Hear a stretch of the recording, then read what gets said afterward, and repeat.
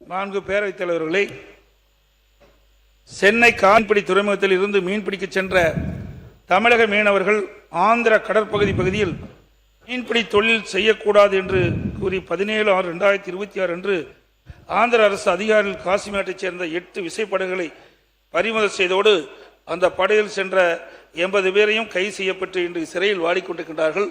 அது குறித்து அரசனுடைய கவனத்தில் கொண்டு வருகிறேன். உரிய நடவடிக்கைகள் அரசால் எடுக்கப்பட்டு வரும் விரிவான விளக்கமான அறிக்கையோ பதிலோ கிடைத்த பிறகு அதை நான் உங்களுக்கு அறிவிக்கின்றேன். மாண்புமிகு பேரவைத் தலைவர் அவர்களே, நேரம் 0 ஹவரில் இதுக்கு முந்தைய இருந்த அரசாங்கம் எல்லாமே முக்கிய பிரச்சனை குறித்து அரசுடைய கவனத்துக்கு கொண்டு வருவது வழக்கம். நீங்கள் இப்போ வந்து கவன ஈர்ப்பு பற்றி நீங்கள் குறிப்பிட்டீங்க. அதே போல் நேரத்தில் தமிழ்நாட்டில் இருக்கின்ற முக்கிய நிகழ்வுகள் நடக்கின்ற பொழுது அது அரசுடைய கவனத்திற்கு எதிர்க்கட்சி வரிசையில் இருக்கின்ற தலைவர்கள் உறுப்பினர்கள் கொண்டு வருவது மரபு. அதையும் தாங்கள் கவனிக்க வேண்டும் என்று வைக்க நான் சொல்ல வந்தது 55 விதியின் கீழ் எழுத்துப்பூர்வமாக நீ கொடுக்கப்பட்ட அறிவிப்புக்கு தான் நான் பதில் சொல்லி விளக்கம் அளித்துக் கொண்டிருக்கிறேன். நான் உறுப்பினர் சிவகுமார் முடிச்சிட்டுமே மாண்புமிகு உறுப்பினர் ஏவா வேல் அவர்கள் வாய்ப்பு தரேன். உட்கார். மாண்புமிகு பேரவைத் தலைவர்களே, நீங்கள் சொன்ன தீர்ப்பை ஒரு இடத்தில் நாங்கள் ஏற்றுக்கொண்டாலும் கூட இதில் இன்னொரு முக்கியம் இருக்கிறது. நீங்களே சொல்லிட்டீங்க, இப்போ 55 விதிகள் கொடுக்குற பொழுது அது துறைக்கு அனுப்பி அமைச்சர்கள் அதற்கு உரிய பதில் தர வேண்டும் என்பதற்காக காலதாமதம் எடுத்துக்கொள்ளும் மொழிய அதே ஒரு காலகட்டங்களில் உங்களை போன்ற நம்முடைய காளிமுத்து அவர்கள் இந்த பகுதியில் அப்போ சேர உண்டு. அவர் வந்து இருக்கும்பொழுது தான், அதுக்கு முன்னால் கிடையாது. அதிலிருந்து அவசர முக்கியத்துவம் கருதி சிறப்பு கவன ஈர்ப்பு என்ற மாற்றப்பட்டது. அதனால் ஒரு அவசரம் கருதி தான் சில பிரச்சனைகள் நாங்கள் எழுப்புகிறோம். அது போய் ஒரு 15 நாள் சென்று 20 நாள் சென்று அதுக்கு பதில் வந்தால் அதுக்கு பொருள் இருக்காது. அதனால் நீங்கள் இந்த நாங்கள் 55 தான் கொடுக்கறதுக்கு எங்களுக்கு இருக்குது. அதை சிறப்பு கவனமாக்குற அதிகாரம் உங்களுக்கு தான் இருக்குது. அதனால் நீங்கள் சிறப்பு கவனமாக அவசரத்தை கருதி நீங்கள் எடுத்துக்கணுன்றதான் ஏற்கனவே நடைமுறையில் இருக்குது. அண்ணன் துரைமுருகன் சொன்னது 55 ரெகுலராக வரதுக்காக தான் அவர் சொன்னார். வழிய சிறப்பு கவனத்தை நீ கட்டாயம் எடுத்துக்கணும். மாண்புமிகு பேரவைத் தலைவர் அவர்களே, சவுதி அரேபியாவில் மயிலாடுதுறை சேர்ந்த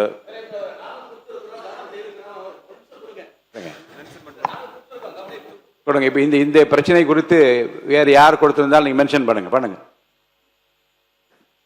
மாண்புமிகு இல்ல இதே பிரச்சனை குறித்து நானும் கொடுத்து நீங்க சொல்ல தப்பில்லை. முழுமையாக அதை படிக்க வேண்டிய அவசியம் இருக்கு. அவர் படிச்சுட்டாரு, அவங்களும் சொல்லிட்டாங்க. நீங்க சொல்லுங்க. மாண்புமிகு பேரவைத் தலைவர்களே, தமிழக மீனவர்கள் சவுதி அரேபியா கடல் பகுதியில் தனியார் மீன்பிடி நிறுவனத்தில் ஆழ்கடல் பகுதியிலே மீன்பிடிக்கும் போது மாவீரன் என்ற தமிழ்நாட்டு மீனவர் சுட்டுக் கொல்லப்பட்டிருக்கிறார். 3 பேர் படுகாமைந்து மருத்துவமனையில் அனுமதிக்கப்பட்டிருக்கிறார். ஆகவே தமிழக அரசு சுட்டுக் கொல்லப்பட்ட மாவீரனுக்கு நிவாரணம் வழங்க வேண்டும். அதே போல தமிழக மீனவர்களை தொடர்ந்து இலங்கை கடற்படையினர் சிறைப்பிடிப்பதும் சித்திரவதை செய்யப்படுகின்றனர். ஆகவே தமிழக மீனவர்களுக்கு நிரந்தர தீர்வு காண வேண்டும் என்று இந்திய கம்யூனிஸ்ட் கட்சியின் சார்பாக அரசின் கவனத்தை இருக்கிறேன். சவுதி அரேபியாவில் ஈரான் எல்லையை ஒட்டிய கடற்பகுதியில் தனியார் நிறுவனங்களின் சார்பில் தமிழகத்தின் பல பகுதிகளைச் சேர்ந்த மீனவர்கள் ஆழ்கடல் மீன்பிடி தொழிலில் ஈடுபட்டு வருகிறார்கள். ஈரான் கடற்கொள்ளையர்கள் மற்றும் கடலோர காவல் படையினர் அவ்வப்போது அவர்கள் மீது துப்பாக்கி சூடு நடத்தி வருகின்றனர். இதில் தமிழக மீனவர் பலியாகும் சம்பவம் நடந்து வருகின்றன. தற்போது நடைபெற்ற துப்பாக்கி சூடில் மாவீரன் என்ற தமிழக மீனவர் ஒருவர் பலியாகியுள்ளார்.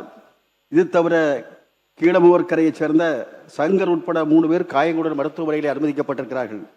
எனவே இந்த சம்பவத்தில் இறந்த காயமடைந்த அந்த மீனவர்களுக்கு தமிழக அரசு உரிய நிவாரணத்தை வழங்குவதோடு அந்த ஈரான் நாட்டிலிருந்து போதுமான நிவாரணம் கிடைக்க சட்ட ரீதியாக அதை இல்ல கவனத்தை ஈர்க்கிறேன். அதை சொல்லுங்க. மாண்புமிகு பொதுப்பணித்துறை அமைச்சர் அவர்கள். மாண்புமிகு பேரவைத் தலைவர்களே, சட்டமன்ற உறுப்பினர்கள் கேள்வி மீனவர்களை பற்றி கேட்டிருக்காங்க. இதற்கான பதில்: சவுதி அரேபியாவில் மயிலாடுதுறையை சேர்ந்த மீனவர் ஈரானிய கடற்கொள்ளையர்களால் சுடப்பட்டு உயிரிழந்தது பற்றிய குறிப்பு. மயிலாடுதுறை மாவட்டம் சீர்காழி வட்டம் தொடுவாய் கிராமத்தை சேர்ந்த மாவீரன் வயது 45, சங்கர் வயது 40, பால்ராஜ் வயது 38 மற்றும் கடலூர் மாவட்டத்தை சேர்ந்த மணிகண்டன் வயது 30 ஆகியோர் கடந்த மே மற்றும் ஜூலை மாதங்களில் மீன் பிடித்தொழில் நியமித்ததாக சவுதி அரேபியாவுக்கு சென்றுள்ளதாக தெரிகிறது. இவர்கள் கடந்த 10/8/2026 அன்று கடலில் மீன் பிடித்துக் கொண்டிருந்த போது அவர்களது படகில் ஈரானிய கடற்கொள்ளையர்கள் கொள்ளையடிக்க முயன்றதாக தெரிகிறது. இதனையடுத்து தங்களை தற்காத்துக் கொள்ளும் பொருட்டு அவர்கள் கடற்கொள்ளையர்களை தடுக்க முயன்ற போது அக்கொள்ளையர்கள் மீனவர்கள் நோக்கி துப்பாக்கியால் சுட்டுள்ளனர். இதில் காயமுற்ற மாவீரன் சம்பவ இடத்திலே உயிரிழந்தார். காயமுற்ற சங்கர் சவுதி அரேபிய ராணுவ மருத்துவமனையில் ஆபத்தான முறையில் சிகிச்சை பெற்று வருவதாக தெரிகிறது. சிறு காயமுற்ற மணிகண்டன் மற்றும் பால்ராஜ் ஆகியோர் மருத்துவமனையில் சிகிச்சை பெற்று மற்றும் தஷ்வந்த் வயது 5 என்ற 2 குழந்தைகள் உள்ளனர். இது குறித்து தகவல் கிடைக்கப்பட்ட 12/8/2026 முதலே மாவீரின் உடலை விரைவில் தமிழகம் கொண்டு வரவும் காயமடைந்தவர்களை அழைத்து வரவும் தேவையான அனைத்து நடவடிக்கைகளும் மயிலாடுதுறை மாவட்ட ஆட்சியர் மேற்கொண்டு வருகிறார். மேலும் தமிழக அரசின் மீன்வளத்துறை செயலாளர் ஒன்றிய வெளியுறவுத்துறை மூலம் தூதரக நடவடிக்கைகளை மேற்கொண்டு வருகிறார். இதுதான் எங்களுடைய தமிழக அரசினுடைய பதில். மாண்புமிகு பேரவைத் தலைவர் அவர்களே, மலேசிய தேசிய பல்கலைக்கழகத்தில் PhD 2ஆம் ஆண்டு படித்து வரும் ஆராய்ச்சி மாணவர் திரு பாரதிதாசன் என்பவர் அம்பேத்கர் அயலக உயர்கல்வி திட்டத்தின் உதவித்தொகை கிடைக்கவில்லை என பேசியது சமூக வலைதளங்களில் வெளிவந்திருக்கிற சூழலில் அம்பேத்கர் அயலக உயர்கல்வி திட்டத்தின் கீழ் வெளிநாட்டில் படிக்கும் மாணவர்களுக்கு உரிய நேரத்தில் இந்த உதவித்தொகை வழங்கப்படுகிறதா என்பதை அரசின் கவனத்துக்கு ஈர்த்து அமர்கிறேன். நன்றி. மாண்புமிகு மீன்வளத்துறை அமைச்சர், மாண்புமிகு சமூகத்துறை அமைச்சர் பேசியிருக்கேன். மாண்புமிகு சமூகத்துறை அமைச்சர் பதில் சொல்லுங்க. இந்த அவையில் இருக்கிற எதிர்க்கட்சி தலைவர் உள்ளிட்ட அத்தனை பேருக்கும் என்னுடைய வணக்கங்களை தெரிவித்துக் கொள்கின்றேன். இதை பார்த்து கொண்டிருக்கின்ற மாண்புமிகு முதல்வர் அவர்களுக்கும் என்னுடைய வணக்கத்தை தெரிவித்துக் கொள்கின்றேன். மரியாதைக்குரிய உறுப்பினர் எழுப்பிய அந்த கேள்வி 2 நாட்களாக அது அரசியல் உள்நோக்கத்தோடு பரப்பப்பட்டு வருகின்றன. அதற்கான பதிலை மட்டும் நான் சொல்ல கடமைப்பட்டிருக்கின்றேன். மலேசியாவில் முனைவர் பட்ட ஆய்வு மேற்கொண்டு வரும் திரு பாரதிதாசன் என்ற மாணவருக்கு அண்ணல் அம்பேத்கர் அயலக கல்வி உதவித்தொகை திட்டத்தின் கீழ் கல்வி உதவித்தொகை வழங்கப்படவில்லை என ஊடகங்களில் வெளியான செய்தி தவறான செய்தி, உள்நோக்கத்தோடு அரசியல் நோக்கத்தோடு பரப்பப்படுகின்ற செய்தி என்பதை சமூக நீதி துறையின் சார்பாக சொல்ல விரும்புகின்றேன். மாணவர் மலேசிய நாட்டில் உள்ள நேஷனல் யூனிவர்சிட்டி ஆஃப் மலேசியாவில் PhD படிப்பில் உயர்கல்வி பயில மேற்படி மாணவர் திரு பாரதிதாசன் என்பவருக்கு 3 ஆண்டுகளுக்கு அண்ணல் அம்பேத்கர் அயலக கல்வி உதவி தொகை திட்டத்தின் கீழ் உதவித்தொகை வழங்கிட ஒப்புதல் அளித்து ஆதிதிராவிட நலத்துறை இயக்குநரால் கடந்த 9/1/2025 அன்று பரிந்துரை கடிதம் வழங்கப்பட்டுள்ளது. கடந்த ஆட்சி காலத்தில் கொடுக்கப்பட்டுள்ளது.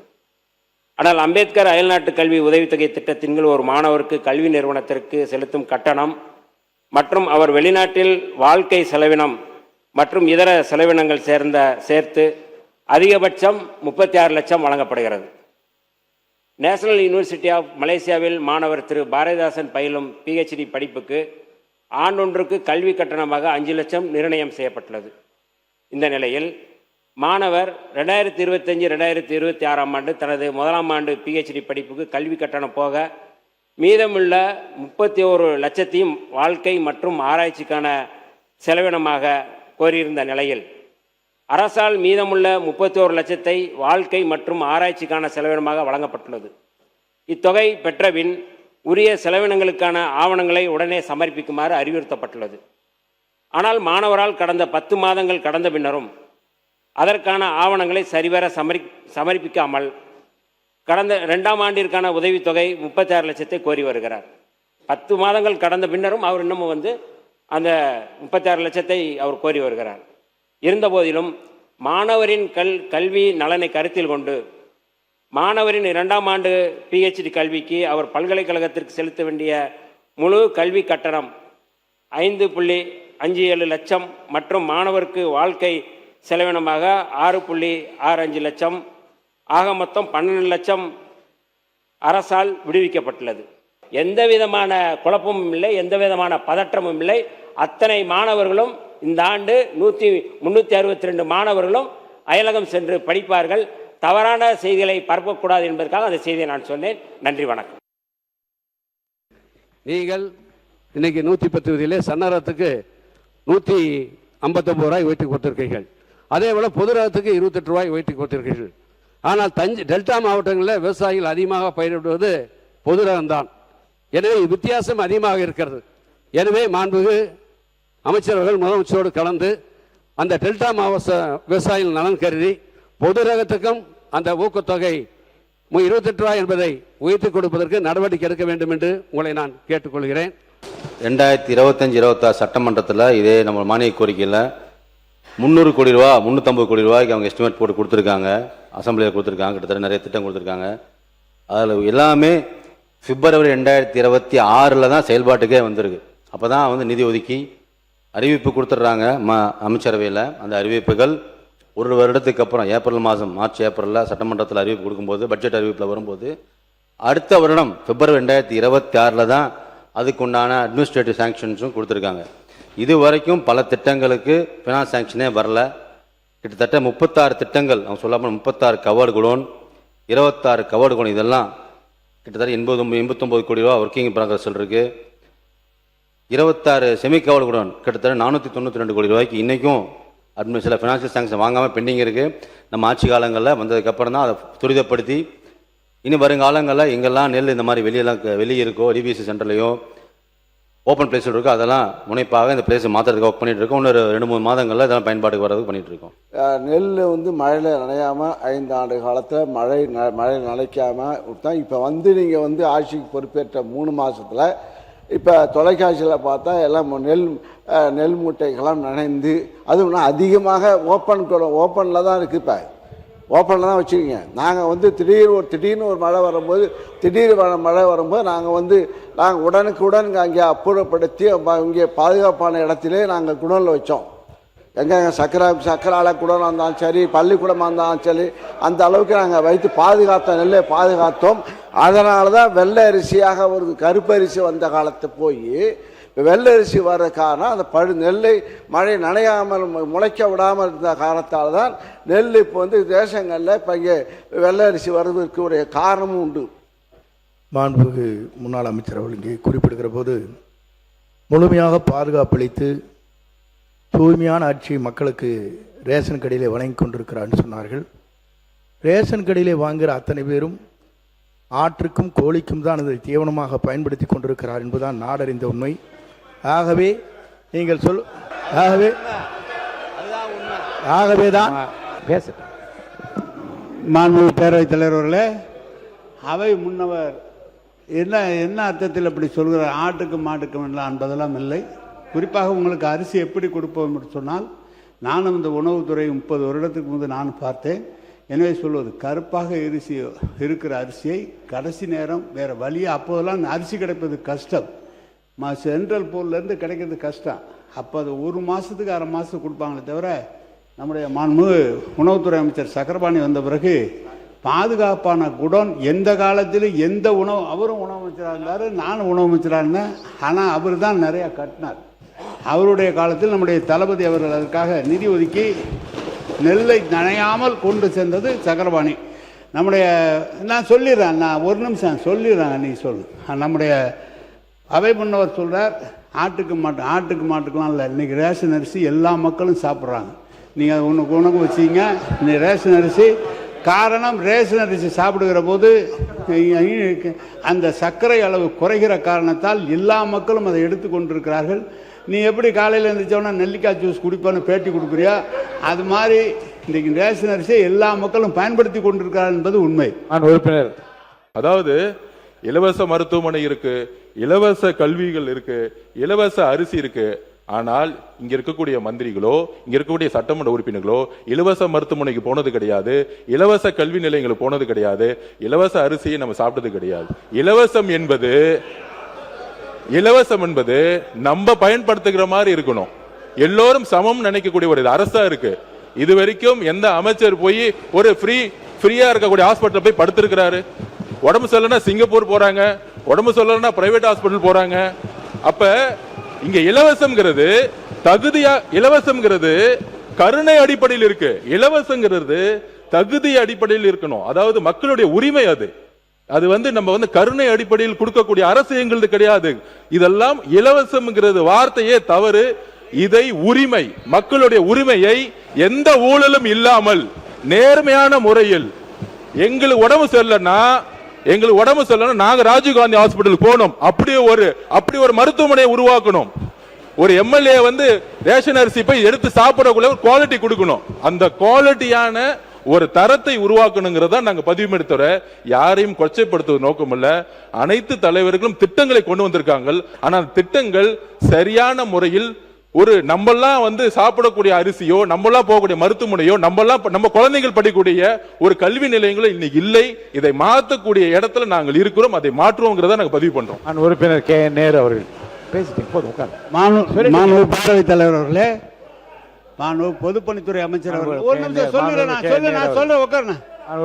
பொதுப்பணித்துறை அமைச்சர் அவர்கள் சொன்னாங்க, சன்னரக அரிசிக்கு கூடுதலான விலை கொடுத்து விவசாயிகளை சன்னரகத்தை உற்பத்தி செய்து மக்களுக்கு சன்னரகமாக கொண்டு சேர்ப்பதுதான் எங்களுடைய அரசுன்னு சொன்னார். நாம் செய்ய முடியாது. சன்னரகம்லாம் குறுவை, தாளடி, நவரைப்பட்டம் என்று 3 பட்டங்கள் விளைகிறது. 3 பட்டங்களில் குறுவையில் விளைகிறது மொத்தமான அரிசி தான் விளையும். அதாவது 7-31, 46, AST 16. ஆந்திரா பொன்னி போன்ற ரகங்கள், AST 16 போன்ற ரகங்கள் புதிதாக கண்டுபிடிக்கிற தமிழ்நாடு அரசு அதுபோல் சன்ன ரகம். அந்த தமிழ்நாடு அரசின் சார்பாக அறிவிக்கப்பட்ட அரிசி அளவு அதிகமாக கிடைப்பதில்லை. ஆந்திரா பொன்னி மட்டும்தான் அதிகமாக கிடைக்கும். எனவே சன்ன ரகம் தாளடி பட்டத்தில் மட்டும்தான் உருவாகும். நவரை பட்டத்தில் தாளடி சன்னரகம் போட்டால் விளைச்சல் அதிகமாக வராது, விவசாயிக்கு லாபம் வராது. எனவே சன்னரகம் என்பது ஒரு பட்டத்தில் தான் வர முடியும். நீங்கள் நினைப்பதை போல வெளியிலேருந்து வேணால் வாங்கலாம், நீங்கள் சன்னரகத்தை வாங்கி வேணால் கொடுக்கலாமே தவிர விளைவிக்க முடியாது. இதுதான் அரசியலில் நம்முடைய பொதுப்பணித்துறை அமைச்சர் சொன்னார். ஆயிரக்கணக்கான ஏக்கர் நிலம் வச்சுருக்காங்க. எவ்வளோ நிலம் இருந்தாலும் சாப்பிட்றது தான் சாப்பிட முடியும். சர்க்கரை நோய் வந்தவங்க அந்த ரேஷன் அரிசி சாப்பிட்டா தான் அது குறையுங்கிற டாக்டருடைய அட்வைஸில் தான் அந்த அரிசி சாப்பிட்டுட்டு இருக்கிறோமே தவிர இதுதான் உண்மை. இதை உங்களுக்கு விளக்கமாக சொல்கிறேன். ஏதோ நாங்கள் உற்பத்தி பண்ணி உங்களை மாதிரி இருக்கிறவர்களுக்கு அதை நான் கொடுப்பதற்காக தான் உற்பத்தி செய்து கொண்டு இருக்கிறோம். அரசனுடைய நேரடி நெல் கொள்முதலிலிருந்து கொள்முதல் செய்யப்பட்ட அந்த நெல்லை உடனுக்குடன் அரவைக்கு அனுப்பினால் இந்த நிலை ஏற்படாது. அது காலம் தாழ்த்தி அனுப்புகின்ற காரணத்தினால்தான் இந்த பழுப்பரிசி வருகின்றது. அது மட்டும் இல்லை, மழை காலத்திலே ஈரப்பசையோடு நம்ம கொள்முதல் செய்கிறோம். அதனால் உணவுத்துறை அமைச்சர் இதை கவனமாக எடுத்துக்கொண்டு நேரடி நெல் கொள்முதல் செய்தவுடன் உடனுக்குடன் அரை ஆலைக்கு அனுப்ப வேண்டும். மற்றொன்று, வெளிமாநிலத்திலிருந்து தான் வரும்னு சொல்கிறாங்க. நமக்கு தேவையான அளவுக்கு கிடைச்சா வெளிமாநிலத்திலிருந்து அரிசி மத்திய அரசு கொடுப்பதில்லை. பற்றாக்குறையாக இருந்தால் வெளிமாநிலத்தில் கொடுப்பாங்க. இன்றைக்கு ஆந்திராவில் இன்றைக்கு அருமையான அரிசி தயார் பண்ணியிருக்காங்க மாடர்ன் ரைஸ் மில் மூலமாக. அதே நம்முடைய தமிழ்நாட்டிலையும் அற்புதமாக அரிசி கொடுக்கலாம். மாடர்ன் ரைஸ் மில்லில் டபுள் பாயிலிங் போட்டு பாலிஷ் பண்ணால் இதே அற்புதமான அரிசி தமிழ்நாட்டிலையும் கொடுக்கலாம். ஆனால் இப்பொழுது இருப்பதை விட 2500 கோடி கூடுதலாக செலவாகும். 10% அவுட்டன் குறையும். அதை இந்த அரசு பரிசீலித்து இந்த அற்புதமான அரிசியை நியாய விலைக் கடையில் அனைவருக்கும் கிடைப்பதற்கு நடவடிக்கை எடுக்குமா என்பதை தங்கள் வாயிலாக அறிவிக்கிறேன். உணவுத்துறை அமைச்சர். மாண்புமிகு பேரவைத் தலைவர்களே, நம்ம அவர் சொன்ன மாதிரி இத்தனை ஆண்டு காலமாக இருந்துகிட்ருக்கோம். நிறையா படம் நான் கிட்டத்தட்ட ஒரு 11 மாவட்டங்களுக்கு எல்லா பக்கம் பார்த்துட்டு வந்தேன். நிறையா மக்கள் சந்திச்சிருக்கேன். அவங்களாம் சொல்லும்போது நீங்கள் அரிசி கொடுக்குற அரிசியை இட்லிக்கும் தோசைக்கும் அதிகமாக பயன்படுத்துகிறோம், உணவு பயன்படுத்த முடியல அப்படின்னாங்க. அதை நாங்கள் என்ன சொல்லி கொடுத்தோன்னா, பேசும்போதெல்லாம் இது வரைக்கும் இருந்த காலங்கள்லாம் ஒரு மாதிரி இருந்திருக்கும். உங்களை உணவோட தரங்கள், அதாவது அரிசியோட தரம் நிறைய டிஃப்ரென்ஸ் இருக்கும். இந்த ஆட்சி காலங்களில் முதலமைச்சர் சொல்லும்போது இந்த ரேஷன் கடைகளில் கொடுக்குற அரிசி அந்த காலத்தில் எம்ஜிஆர் சொன்னது போல் தரமான அரிசியாக உணவுக்கு பயன்படும் அரிசியாக கொடுக்கணும். அது மோட்டார் ரகம் வேணுமா இல்லை கிரேடியை வேணுமாங்கிறது கண்டெடுத்து பண்ணுங்கன்னாரு. உடனே ஆய்வு செய்து இது மாதிரி இப்போ சொன்ன மாதிரி கிரேடியில் அதிகமாக விவசாயிகள் அதிகமாக அதான் நல்லா இருக்குங்கிறாங்க. அதனால் அதை அதிகப்படுத்துகிறோம். ஆந்திராவில் முன்னாள் சொல்லியிருந்தார். ஆந்திராவில் பயிரிடப்பட்ட அரிசி இதே மிகச் சன்ன ரகம் தான். ஆந்திரா, கர்நாடகாலாம் அதை தான் இந்த மத்திய அரசு கூட்டத்து மூலமாக கொண்டு வராங்க. அந்த அரிசி தான் இப்போ நம்ம கிரேட் ஏன்னு கொண்டு வரோம். அதை தான் அதிகப்படியான நம்ம மக்கள் பயன்பாடு விரும்புகிறாங்க. அந்த தரமான அரிசியும் மக்கள் உணவுக்கு பயன்படுத்தும் முறையில் இட்லி தோசைக்கு மட்டும் இல்லாமல் அன்றாட உணவுக்கு சாப்பாடு பயன்படுத்தும் வகையில் பயன்படுத்துக்காக பண்ணுறோம். இனி வரும் காலங்களில் சொன்ன மாதிரி இந்த டிசம்பர் ஜனவரி சீசனுக்குள்ளேயே தீபாவளிக்குள்ளேயே நல்ல தரமான மக்கள் பயன்படுத்தக்கூடிய சன்ன அரிசி கொண்டு வருவோம். எங்கே நம்மக்கிட்ட இப்போ நம்மக்கிட்ட 64 லட்சம் கிட்டத்தட்ட 64 மெட்ரிக் டன்னுக்கு நம்மகிட்ட நெல் இருக்குது. அதை அரிசியாக மாற்றி வருங்காலங்களில் கண்டிப்பாக பயன்படுத்துவோம். இந்த நம்மளோட அரிசி அதிகமாக இருக்கிறதுனால வருங்காலங்களில் தேவைப்பட்டால் மட்டும்தான் சென்ட்ரல் தொகுப்புலேருந்து வாங்குவோம். அது நான் பரிசீலனை உள்ளது, பரிசீலனை நம்ம பேசிகிட்டு இருக்கோம். இங்கெல்லாம் நம்மகிட்ட அரிசி இருக்கோ அதை பயன்படுத்திட்டு எக்ஸ்ட்ரா தேவைப்பட்டால் மட்டும் தொகுப்பில் வாங்குவோம். இந்த காமன் கிரேல் மட்டும்தான் இந்த கலர் சாட்டக்ஸ் போட்டு சொல்லப்போனால் நம்ம சக்கரபாணி அவர் சொல்லியிருந்தார் மாண்பு உறுப்பினர் அவர்கள். கிட்டத்தட்ட போன செப்டம்பர் டு 9/5/2020 அப்படி 50 லட்சம் மெட்ரிக் டன் ப்ரொக்யூர் பண்ணாங்க.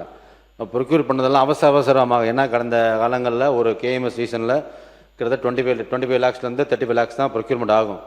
அதுக்கு உண்டான ஏற்பாடுகள் தான், அது கிடங்குகள், அதுக்கு உண்டான ஆலைகள், அதுக்கு உண்டான டிபிசி எல்லாம் தான் இருக்கும், ஒர்க்கர்ஸ் இருப்பாங்க. கடந்த இப்போ இருக்கிற கேஎம்எஸ் 2024-25-26 கிட்டத்தட்ட 50 லட்சம் மெட்ரிக் டன் அவங்க சீசன்லாம் வாங்கியிருக்காங்க.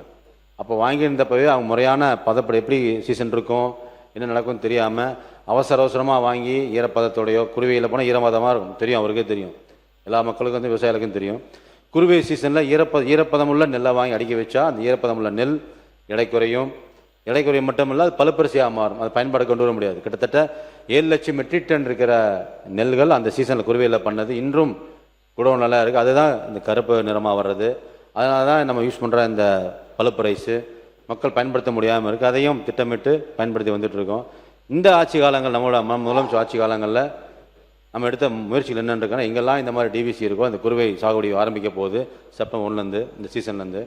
இந்த சீசனில் எங்கெல்லாம் இந்த மாதிரி குருவை தொகுப்பு ஈரமாக வந்திருந்தால் கூட அந்த விவசாயம் வந்து ப்ரொக்யூர் பண்ணி அங்கேயே வேளாண்மை துறை மூலமாக இல்லை மற்ற கூட்டுறவுத்துறை மூலமாக ட்ரையர்ஸை போட்டு அங்கேயே உலர்த்தி 17% ஈரப்பதத்தில் மட்டுமே மூட்டையாக பேக் பண்ணி வச்சுருந்தா மட்டும்தான் அந்த அரிசி 6 மாதம் அல்ல, 1 வருடம் அல்ல, 2 வருடம் அல்ல, எவ்வளோ லாங் வச்சுருந்து ப்ராசஸ் பண்ணாலும் அது அந்த தன்மையும் குவாலிட்டியும் கொடுக்குங்கிறதுல முன்னுரிமை கொடுத்து இனி வருங்காலங்களில் எந்த நெல்லும் கருப்பு நெல்லாக வராது, எந்த அரிசியும் பயன்பாட்டுக்கு இல்லாமல் உதவாத இதோட நல்ல அரிசியாக வர வேண்டும் என்பதில் முனைப்பாக செயல்பட்டு கொள்கிறோம் என்பதை தெரிவித்துக் கொள்கிறேன்.